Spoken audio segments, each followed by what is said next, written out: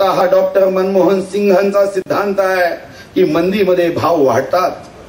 अर्थशास्त्र सुद्धा खोटं करण्याचं काम नेहमी अर्थ एवढ्याच विषयावर लक्ष केंद्रित करणारे नेते करतात आणि गरिबाच्या नावाने धन दांडण्याचे राजकारण केले जातं. आणि दुसरीकडे सांगतात की शेतकऱ्यांना भाव देण्यासाठी हे मी करतो. अरे शेतकऱ्यांना भाव द्यायचा असेल तर धानाला 1200 रुपये भाव आम्ही मागितला.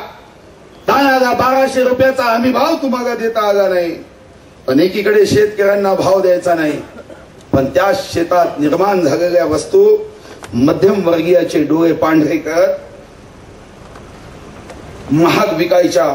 आणि म्हणून मी आपल्याला या निमित्ताने आवाहन करतो, 21 तारखेला आमचा मोर्चा हा यशस्वी करण्यासाठी ताकद लावा.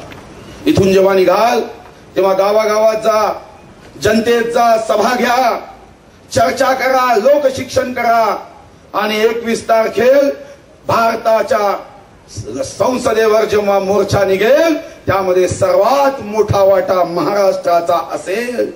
या दृष्टिकोनातून आपण प्रयत्न करावा ही विनंती मी तुम्हाला या निमित्ताने करतो. बेरोजगारीचा प्रश्न आहे पण लक्ष नाही. शतक बदललं, सहस्त्रक बदललं, विज्ञानाची प्रगती झाली पण काही प्रश्नही निर्माण झाले. तरुणाच्या हाताला काम नाही. महाराष्ट्राच्या सरकारला सांस्कृतिक धोरण करायला फुरसत आहे. धोरण केले पाहिजे याबद्दल माझंही दुमत नाही, पण सांस्कृतिक धोरण करायला तुम्हाला फुरसत आहे. पण या महाराष्ट्राचं युवा धोरण कुठं आहे? या महाराष्ट्राच्या तरुणांसाठी दिशा कुठं आहे? या महाराष्ट्राच्या तरुणांची दशा करण्याचं काम सरकारच्या माध्यमातून सुरू आहे. पण या महाराष्ट्राच्या सरकारला सांस्कृतिक धोरण करता येतं पण युवा धोरण करता येत नाही. 2020 मध्ये युरोप खंडाची सरासरी वय 45 असणार आहे. चीनचं सरासरी वय 29 असणार आहे. भारताचं सरासरी वय 27 असणार आहे. याचा अर्थ असा आहे की महाराष्ट्रात सुद्धा मोठी तरुणांची फौज असेल पण या तरुणांच्या हाताला देण्यासाठी कोणतंही धोरण नसेल. आणि म्हणून मी आपल्याला या निमित्ताने विनंती करणार आहोत की तरुणांच्या तरुणाईला आवाहन देणारे कार्यक्रम येणाऱ्या काळात भारतीय जनता पार्टीच्या विविध आघाड्यांनी घेतले पाहिजे. तरुण हा आमचा केंद्रबिंदू असणार आहे. या तरुणाईला आवाहन करत त्याचं लोकशिक्षण करत जाग करून या महाराष्ट्राला युवा धोरण करण्यासाठी भाग पाडण्याचं काम हे भारतीय जनता पार्टीच्या तरुणांनी केलं पाहिजे. ही विनंती या मी अध्यक्षीय भाषणामध्ये आपल्याला करतोय. या महाराष्ट्राचं दारिद्र्य वाढलं. आज महाराष्ट्रामध्ये 31% लोक म्हणजे जवळपास 3,10,00,000 लोक हे दारिद्र्य रेषेखाली. 1,96,00,000 लोक रोज 13 रुपयाच्या वरती खर्च करू शकत नाही. महाराष्ट्राच्या लोकसंख्येमध्ये दलित आदिवासींची लोकसंख्या 19.1 आहे आणि यापैकी 62% जास्त लोकसंख्या दारिद्र्य रेषेखाली आहे.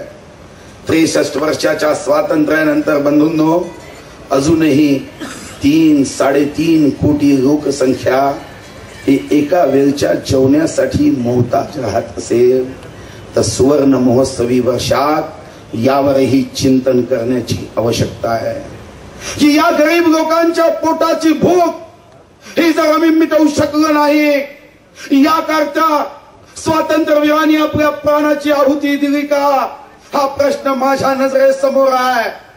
असा महाराष्ट्र निर्माण करण्यासाठी असा देश निर्माण करण्यासाठी महात्मा गांधी 5 फुटाचा पंचा घालून कन्याकुमारी पासून काश्मीर पर्यंत देशाला जागवत गेले का? नेताजी सुभाषचंद्र बोस ICS झालेला तरुण विचार केला असता तर मुकेश अंबानी पेक्षा जास्त पैसे कमवता आले असते आणि 56 ऐश्वर्या राय पेक्षा सुंदर स्त्रीशी संसार थाटता आला असता. पण तुम मुझे खून दो मैं तुम्हें आजादी दूंगाचा नारा देत या देशाच्या गरिबांच्या सुखासाठी प्राणाची आहुती दिली. शहीद आजम भगत सिंग आईचा एकुलता एक मुलगा मेरा रंग दे बसंती चोला म्हणत हसत हसत फासावर गेला आणि त्याची आई वीर माता म्हणते की जर 100 भगतसिंग माझ्या पोटात जन्माला आले असते तर या देशासाठी मी ओवाळून टाकले असते. स्वातंत्र्यवीर सावरकर हातात बेड्या पायात बेड्या 24 तास काल कोठडी. अरे 10 सेकंद जरी आम्ही आमचे डोळे मिटून अंधार समोर आणला तर एअर कंडिशन मध्ये घाम फुटेल, पण या देशासाठी या देशाच्या स्वातंत्र्यासाठी स्वातंत्र्यवीर सावरकर 6 वर्ष अंधार कोठडीत राहिले. हे स्वातंत्र्यवीर हे तुमच्या माझ्या आमदारकीसाठी मी नेता व्हावा, सुधीर मुनगंटीवार एखाद्या पक्षाचा अध्यक्ष व्हावा, अशोक चव्हाण मुख्यमंत्री व्हावे आणि विलासराव देशमुख अवजड उद्योग मंत्री व्हावे आणि त्यांच्या पोरांनी हाफपॅन्ट घालून एखाद्या हिरोईनच्या मागे क्या कूल है हम असं म्हणत धावावं. याकरता स्वातंत्र्यवीर शहीद झाले नाही तर या सामान्य माणसाच्या पोटाची भूक शमवण्याची सत्तेतून ताकद निर्माण झाली पाहिजे. अरे छत्तीसगडमध्ये जर 70 लाख कुटुंबांना 1 रुपया किलोनी धान्य मिळतं, छत्तीसगडमध्ये जर 2,20,000 कृषी पंपांना 6,000 युनिट मोफत दिल्या जातात, तर मग या महाराष्ट्रामध्ये आश्वासन दिल्याप्रमाणे जाहीरनाम्यात 3 रुपये किलोनी धान्य हे जर सरकार देऊ शकत नसेल तर भारतीय जनता पार्टीचा आता एक असणारा गरीबों के सम्मान में भाजपा मैदान में या गरीबाची लढाई भारतीय जनता पार्टी लढल्याशिवाय राहणार नाही. भ्रष्टाचाराची परिसीमा झाली आहे. मी जेव्हा नेहमी मंत्रालयात जातो तेव्हा मंत्रालयाच्या गेट समोर लिहिलेलं राहते, वेतन खाऊनी काम टाळणे हा देशाचा द्रोह असे. कुसुमाग्रजाची कविता गावली. करतील दुसरे बघतील तिसरे असे सांगूनी सुटू नका. यापैकी कोणीतरी मंत्री ही कविता वाचतो का? हे शब्द वाचतो का? आज मंत्रालयाची अवस्था टेलिफोन बूथ सारखी झाली आहे. टेलिफोन बूथ मध्ये जसे पैसे टाकल्यावर कनेक्शन लागतं तसं या मंत्रालयाच्या बूथ मध्ये पैसे टाकल्याशिवाय फाईल पुढे सरकत नाही. जर तुम्ही अनेक मंत्र्यांच्या घरी गेलात तर बेटा महात्मा गांधी के पाठ पढ़ रहा था और मंत्री बाप हफ्ते में आई हुई नोटा गिन रहा था असं चित्र काही सन्माननीय मंत्री वगळता अनेकांच्या घरी दिसेल. भ्रष्टाचार निर्मूलनाचा सप्ताह केला जातो आणि आम्हाला प्रश्न विचारावा लागतो की भ्रष्टाचार निर्मूलन सप्ताहाचे बॅनर बनवताना किती भ्रष्टाचार झाला हा तारांकित प्रश्न आम्हाला विचारावा. हे सारे मतदारसंघाचे मंत्री झाले, मंत्रालयात बसत नाही.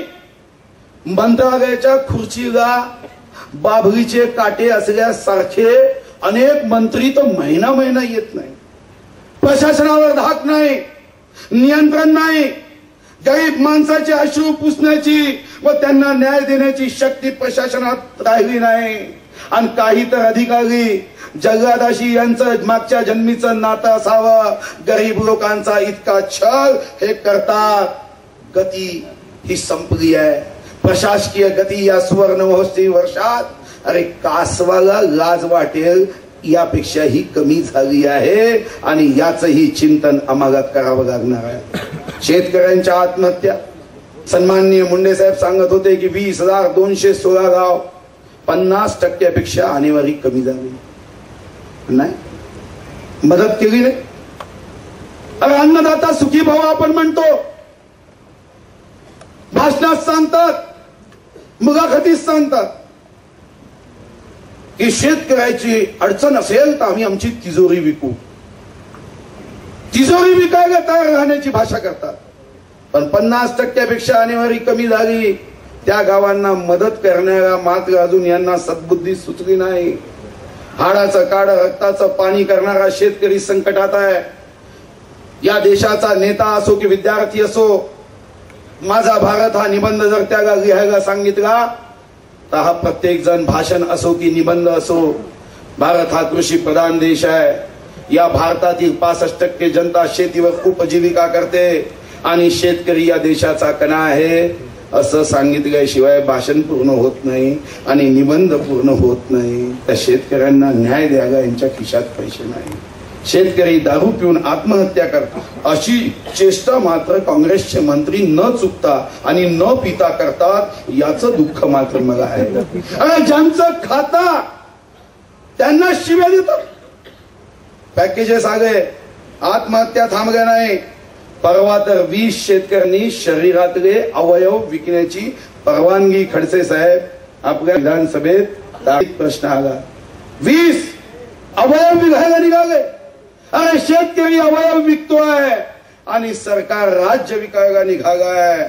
आता या परिस्थितीत तुम्ही आणि मी गप्प कसे बसू शकू? चाणक्य म्हणायचा कि दुर्जनों के दुर्जनता से इस राष्ट्र का जितना नुकसान नहीं हुआ उससे कई ज्यादा नुकसान सज्जनों के निष्क्रियता से हुआ है. आणि म्हणून तुमची माझी जबाबदारी आहे की या राज्यातल्या प्रत्येक सज्जन शक्तीला जागवा. चांगली माणसं पक्षात आणा, चांगल्या माणसांना पक्षात स्थान द्या आणि या विरुद्धचा संघर्ष हा पराकोटीला पोहोचवण्याचा प्रयत्न तुम्ही आणि आम्ही केला पाहिजे. महाराष्ट्राच्या जनतेला लक्षाधीश करण्याच्या आता बाता होत आहे. दरडोई उत्पन्न वाढवण्याच्या गोष्टी होत आहे, पण ही संपत्ती विशिष्ट व्यक्तीच्या हाती केंद्रित केल्या जात आहे. 20 व्यक्तीकडे 30 कोटी लोकसंख्ये इतकी संपत्ती. हे जेव्हा आम्ही आर्थिक पाहणी अहवालात वाचतो, जेव्हा 57 उद्योग समूहाकडे देशाच्या एकूण जीडीपी पैकी 25% संपत्तीचं केंद्रीकरण, हे कशाचं लक्षण आहे? गरिबी हटवण्याचं की गरिबाला हटवण्याचं? दारिद्र्य रेषेखालील लोकसंख्येच्या बाबतीत महाराष्ट्र आता बिहारच्या बरोबरीने आलाय, पण याची खंत मात्र राज्यकर्त्याला नाही. 2002च्या यादीतल्या बीपीएल लोकांना अजूनपर्यंत बीपीएलची कार्ड दिली नाही. हे दारिद्र्यात या महाराष्ट्राला खितपत ठेवणाऱ्या सरकारच्या विरुद्ध भारतीय जनता पार्टी येणाऱ्या काळात आंदोलन केल्याशिवाय राहणार नाही. बंधूंनो, एक प्रश्न मला पत्रकार नेहमी विचारतात की आपण विदर्भ राज्याबद्दल आपली काय भूमिका आहे? विदर्भ राज्याबद्दल भारतीय जनता पार्टीची भूमिका छोट्या राज्याच्या निर्मितीची आहे. हा प्रश्न भावनेचा नाही, हा प्रश्न राज्याला खंडित करण्याचा नाही. तर महाराष्ट्राचा प्रत्येक माणूस, प्रत्येक शेतकरी, या महाराष्ट्राचा प्रत्येक दुर्बल माणूस त्याच्या आयुष्यामध्ये आनंदाचे क्षण यावे, याकरता श्रद्धेय श्यामाप्रसाद मुखर्जी पासून तर या महाराष्ट्राच्या प्रत्येक नेत्यापर्यंत छोट्या राज्याच्या निर्मितीची भूमिका ही समान आहे. विधानसभेत माननीय मुंडे साहेब विदर्भ राज्याची भूमिका मांडतात, माननीय खडसे साहेब विदर्भ राज्याची भूमिका मांडतात. हा प्रश्न एखाद्या प्रदेशाचा नाही, तर या महाराष्ट्रातल्या प्रत्येक प्रदेशाला समान न्याय मिळावा, प्रत्येक भागाला विकासाची गंगा पोहोचावी, हा वंचिताचा आवाज आहे. पण जरी विदर्भ राज्याला आमचा पाठिंबा असला तरी याचा अर्थ असा नव्हे की कुठाची ईर्ष्या आम्ही करतो. चांद्यापासून बांद्यापर्यंत आणि गडचिरोली पासून कोल्हापूरच्या गडहिंग्लज पर्यंत असलेला या महाराष्ट्राच्या गरिबाचा आवाज म्हणजे भारतीय जनता पार्टी आहे. कोल्हापूर असो की सोलापूर असो, मराठवाडा असो की कोकण असो, खानदेश असो की विदर्भ असो, याचा प्रत्येक गरीब माणूस, यामधला प्रत्येक महाराष्ट्रातल्या निवासीचा अन्याय दूर करण्याचं काम हे भारतीय जनता पार्टीचा अध्यक्ष म्हणून हे माझं ध्येय व संकल्प आहे. आम्हाला विचारले जातं की भारतीय जनता पार्टी शिवसेना युतीच्या संदर्भात काय? भारतीय जनता पार्टी शिवसेना युती ही सत्तेच्या सुखासाठी नाही, तर राष्ट्रीय हिताच्या महत्वाच्या मुद्द्यावर व धोरणावर आधारित आहे. या मजबूत पायावर उभी आहे. छोट्या मूल्याच्या किंवा छोट्या मुद्द्याच्या मतभिन्नतेतून आमचे संबंध तुटणार नो. मी आता राजकीय विषयावर आपल्याला जेव्हा माहिती देत होतो तर समस्या, आमची आव्हानं तुमच्या लक्षात आली असेल, पण ही आव्हानं स्वीकारण्यासाठी एक मजबूत कार्यकर्त्याचं संघटन आम्हाला हवं. असं होता कामा नये. अनेकदा मीही अनुभवतो, तुम्हीही अनुभवता. आपल्या पक्षाचा प्रत्येक कार्यकर्ता हा निश्चितच अभिमान वाटावा असा आहे. पण एखादा असाही निघतो, तिकीट मागायला येतो, 4 पेजेसचा बायोडाटा देतो आणि जेव्हा तिकीट नाकारली की मग सहजपणे सांगतो की मला पक्षाने काय दिलं. 4 पेजेसचा बायोडाटा जर वाचला तर अनेकदा नगरसेवक, आमदार, खासदार अनेक पद भूषवली असतात. पण तिकीट नाकारले की पहिला प्रश्न की मी पक्षाला पाहून घेईल, आता पक्ष कसा निवडून येईल, माझा बायोडाटा गेला उडात, आता या पक्षाला निवडणुकीत पराभूत केल्याशिवाय राहणार नाही, असा जेव्हा एखादा कार्यकर्ता उभा राहून म्हणतो तर माझ्यासारख्या कार्यकर्त्याला दुःख होतं. मला आठवतं ती भामाशहाची गोष्ट. पृथ्वीराज चव्हाणाचा शूर सेनापती भामाशहा 15दा मुघलाचं या देशावरील आक्रमण थोपवलं.